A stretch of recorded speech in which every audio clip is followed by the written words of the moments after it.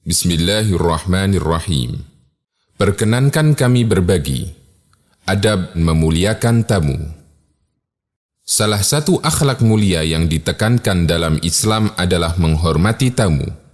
Bahkan Rasulullah SAW menjadikannya sebagai bukti kebenaran iman seseorang.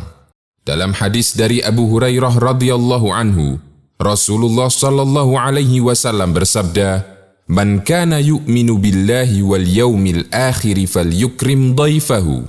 Siapa yang beriman pada Allah dan hari akhir, maka hendaknya dia memuliakan tamunya. Muttafaqun alaih. Allah juga memberikan contoh manusia yang paling baik dalam menghormati tamu. Beliau adalah Nabiullah Ibrahim alaihi salatu wassalam. Karena kesempurnaannya dalam menghormati tamu, hingga beliau digelari Abu Dhifan, tokoh dalam menghormati tamu.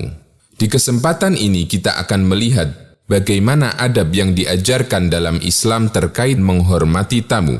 Pertama, perbanyak teman dari orang yang baik. Teman kita adalah para calon tamu kita. Ketika kita banyak berteman dengan orang baik, maka tamu yang akan mendatangi kita adalah orang baik. Rasulullah SAW berpesan, "La tusahib illa mu'minan, wala ya'kulu ta'amaka illa taqiyun."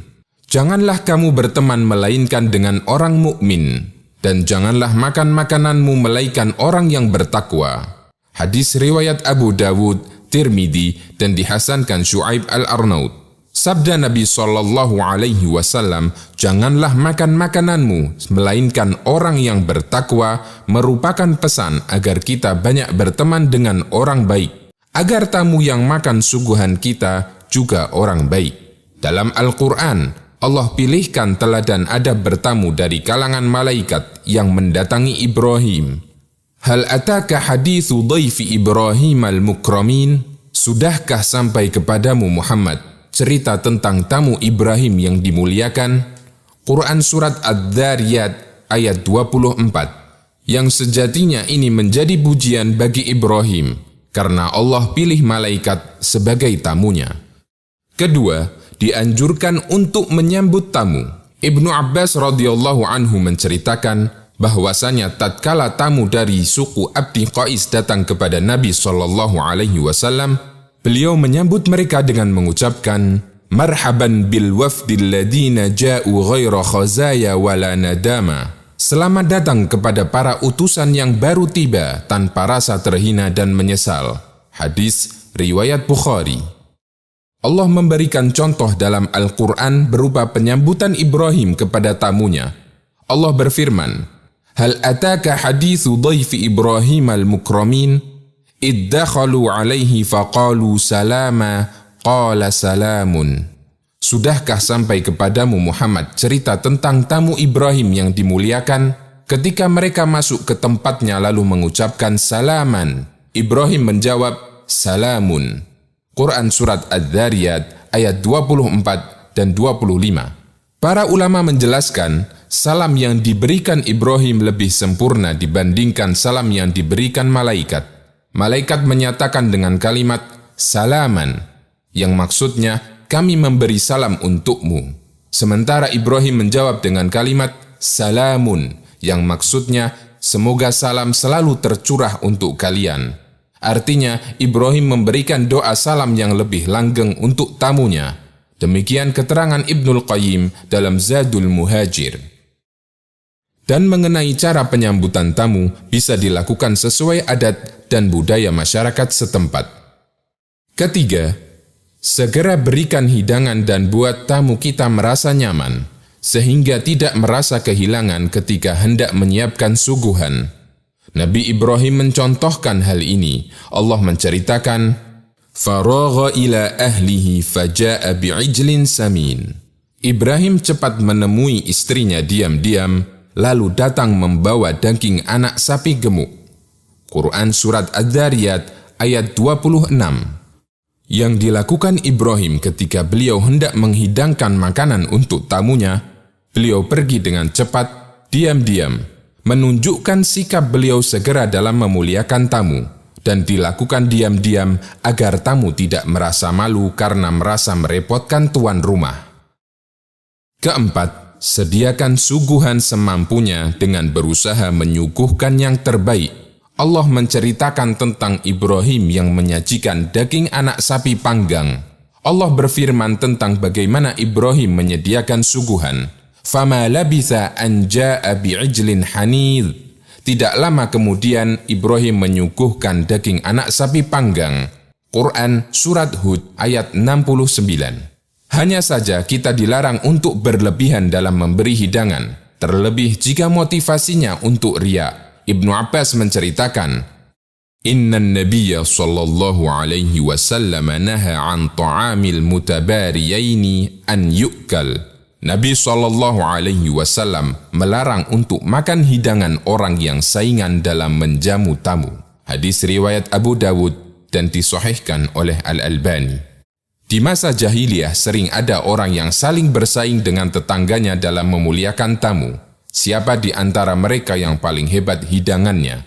Sehingga mereka habis-habisan dalam memberi hidangan. Ini bukan kebaikan, tapi justru tercela. Hingga Nabi SAW melarang untuk memakannya. Kelima, pastikan yang menyuguhkan hidangan Anda sendiri dan bukan pembantu, dan dekatkan hidangan itu ke tamu. Ibrahim telah memberikan contoh dalam hal ini. Allah menceritakan, فَقَرَّبَهُ إِلَيْهِمْ قَالَ أَلَا تَأْكُلُونَ. Lalu Ibrahim mendekatkan hidangan itu kepada tamu-tamunya sambil berkata, silahkan makan. Quran Surat Ad-Dariyat ayat 27. Ibrahim menghidangkan suguhan itu sendiri sebagai bentuk pelayanan tamu dari beliau.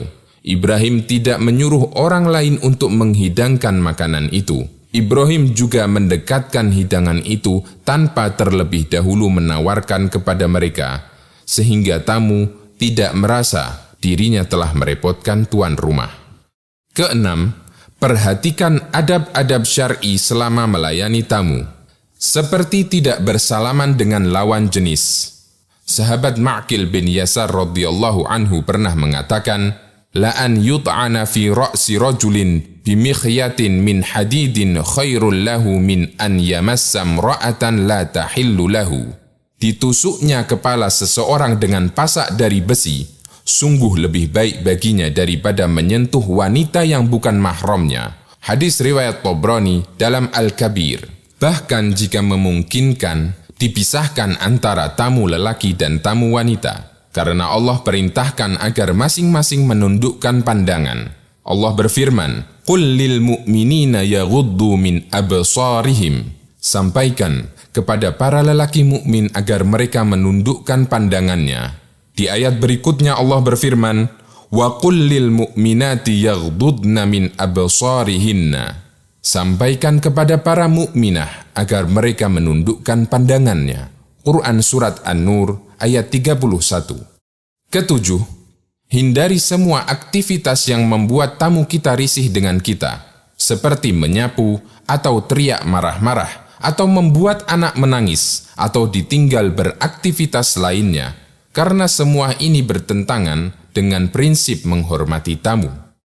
Kedelapan, dianjurkan mengantar tamu ke depan rumah. Imam Al-Qasim bin Salam pernah bertamu di rumah Imam Ahmad.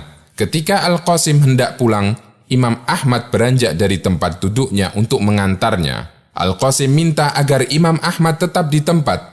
Namun Imam Ahmad tetap mengantarnya dan membawakan keterangan dari Asy-Sya'bi bahwa termasuk kesempurnaan melayani tamu adalah mengantarnya sampai ke pintu dan membantunya naik kendaraan. Al-Adab Asy-Syar'iyyah Ibnu Muflih. Semoga kita tidak lalai untuk mengamalkannya.